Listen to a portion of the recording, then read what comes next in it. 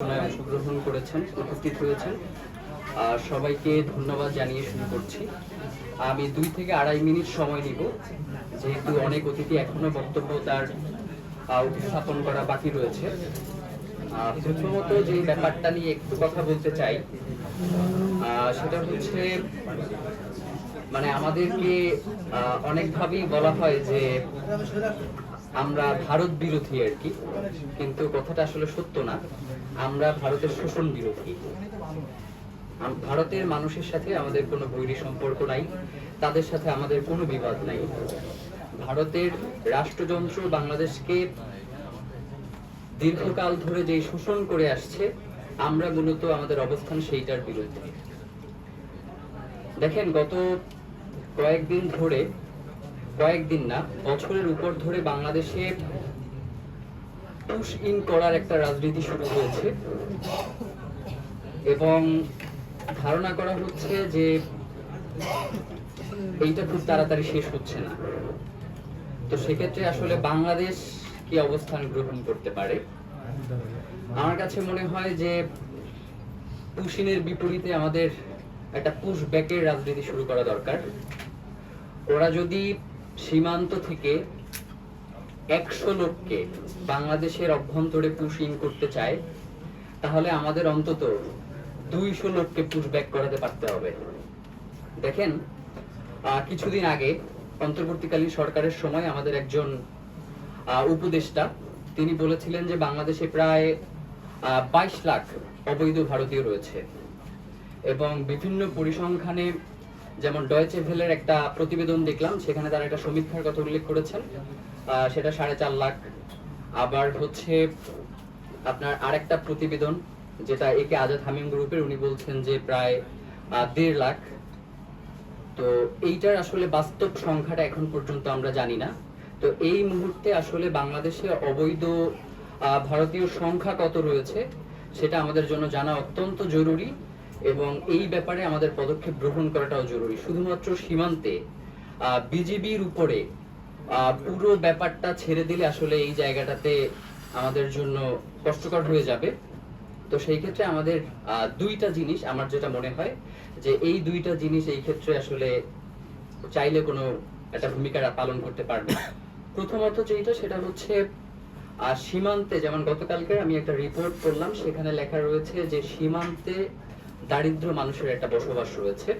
তো ভারতের বিএসএফ এর পক্ষ থেকে তাদেরকে আর্থিক প্রলোভনের মাধ্যমে বিভিন্ন পর্যায় থেকে এই পুশিং করতে বাংলাদেশের সীমান্তবর্তী নাগরিকদেরকে ব্যবহার করা হচ্ছে। তো তাদেরকে যদি কোনোভাবে নিয়ন্ত্রণের মধ্যে নিয়ে আসা যায় এবং চোরাচালান বন্ধে যদি কার্যকরী কোনো পদক্ষেপ গ্রহণ করা যায়, তাহলে আমার কাছে মনে হয় যে এই পুশ ইনের যে ব্যাপারটা, সেখানে আমরা হয়তো কিছু একটা ভূমিকা পালন করতে পারবো বলে মনে হয়। আরেকটা জিনিস যেটা, সেটা হচ্ছে 5ই আগস্টের পরে বাংলাদেশে ভারতীয় পণ্য বয়কটের একটা ডাক এসেছিল এবং সেটা অনেকাংশেই কার্যকরী ভূমিকা পালন করেছিল। আপনি দেখবেন যে 5ই আগস্ট পরবর্তী সময় জুলাই গণ অভ্যুত্থানের পরে ভারতের বিপণী বিতনগুলো তার ক্রেতার অভাবে সে ধুকে ধুকে মরছিল। আবার চিকিৎসার যেই তাদের হাবটা, এইটা প্রায় অচল হয়ে পড়েছিল। তো সেই ক্ষেত্রে কি বাংলাদেশ খুব বেশি ক্ষতির সম্মুখীন হয়েছিল? তা আমার কাছে মনে হয় যে এই জিনিসটাকে আবার সামনে নিয়ে আসা যেতে পারে এবং ওদের রাজনীতি দিয়ে ওদেরকে ঘায়েল করার একটা প্রচেষ্টা আমাদের করা যেতে পারে। যেমন দেখেন, এই যে ভারতে গরু চোরাচালানের কথা বলা হয় এবং যখনই সীমান্তে আমাদের ভাইদেরকে হত্যা করা হয়, তখন তারা বিএসএফ এর পক্ষ থেকে একটা বাণী বারবার বলা হয় যে আত্মরক্ষার স্বার্থে তারা গুলি করেছে। মানে তাদের বক্তব্যটা সারমর্ম এরকমের যে সীমান্তে গরুর জন্ম হয়, এরপরে বাংলাদেশ ওইখান থেকে গিয়ে নিয়ে আসে।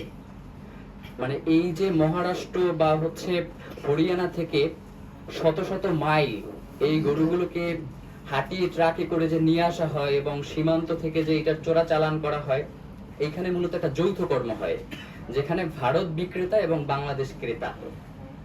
তো সেইখানে শুধুমাত্র সীমান্তে যে বাংলাদেশি নাগরিকদেরকে দিনের পর দিন হত্যা করা হচ্ছে এবং আমরা শুধু সংখ্যাটা গণনা করছি এবং গড়ে প্রতি বছর এই সংখ্যাটা 30-এর কম না, মানে মিনিমাম 30 জনকে তারা প্রতি বছর হত্যা করছে।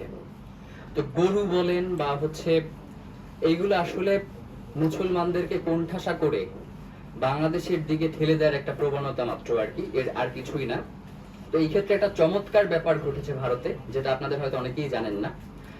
সেটা হচ্ছে এবছর ভারতের বিভিন্ন প্রদেশে মুসলমানদের পক্ষ থেকেই গরু জবাই বন্ধের একটা সিদ্ধান্ত নেওয়া হয়েছে, এবং পাশাপাশি তারা ভারত সরকারকে আহ্বান জানিয়েছে যে গরুকে যাতে জাতীয় প্রাণী ঘোষণা করা হয় এবং এই গরুকে যেন রাষ্ট্রীয়ভাবেই জবাই করা নিষিদ্ধ করা হয়।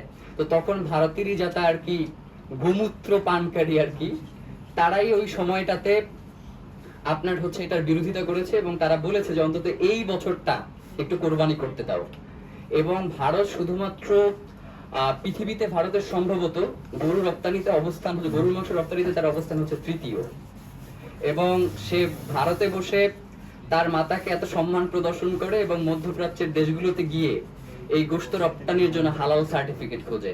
তো এই জন্য আমাদের এইখানে পুশ ইনের যারা যে রাজনীতি করতেছে, আমার কাছে মনে হয় যে আমাদের সেই ক্ষেত্রে পুশ ব্যাকের একটা কার্যক্রম শুরু করা অতি শীঘ্রই দরকার। অনেক আলোচক রয়েছেন, তাদের বক্তব্য শুনবো। সবাইকে অসংখ্য ধন্যবাদ। আসসালামু আলাইকুম রহমতুল্লাহ।